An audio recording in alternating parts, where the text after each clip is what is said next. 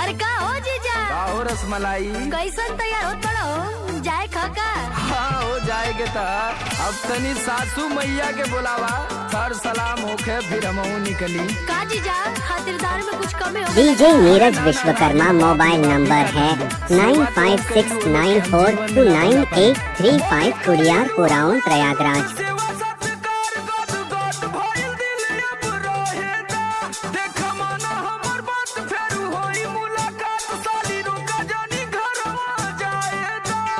हमार कसम जीजा अगर गईला था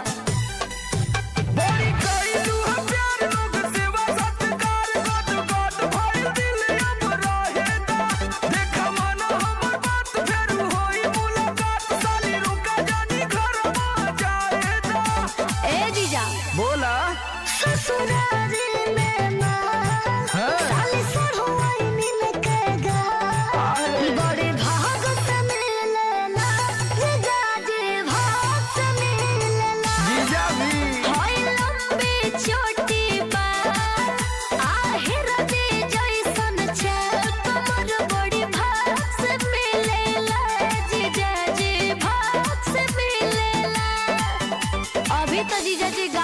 सब सखी सहेली मिलल चाहते और अब जाए फौहाल है। अरे साली जी फिर कबो आई तो सबके लपेट ले। तू तो हमारे बारे में जानते हो।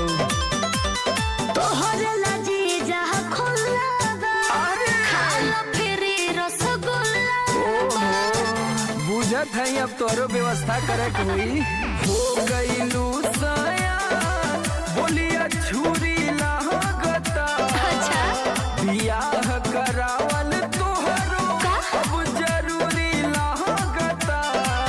सजहज के सजावल था दस घिरो में छौकल दा बड़ी भाग से मिलेला जीजाजी भाग से मिलेला। और ससुरारी में माँ दामाद तोरा जैसन गा बड़ी भाग से मिलेला जीजाजी भाग से मिलेला। बुझली? अरे घरवा बाबू जो है तो ही है।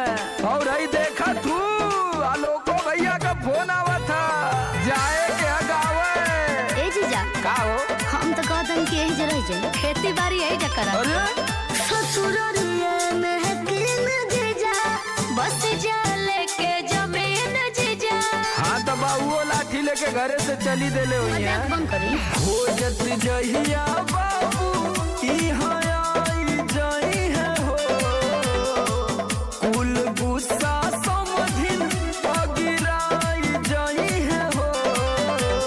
हाथ में लेकर माँ साली सड़ोइन पोछेगा बड़ी भाग से मिलेला जीजाजी भाग से मिलेला।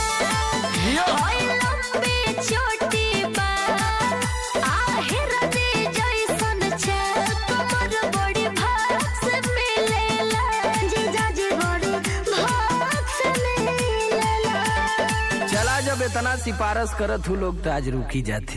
लव यू जीजा। लव यू टू साली जी।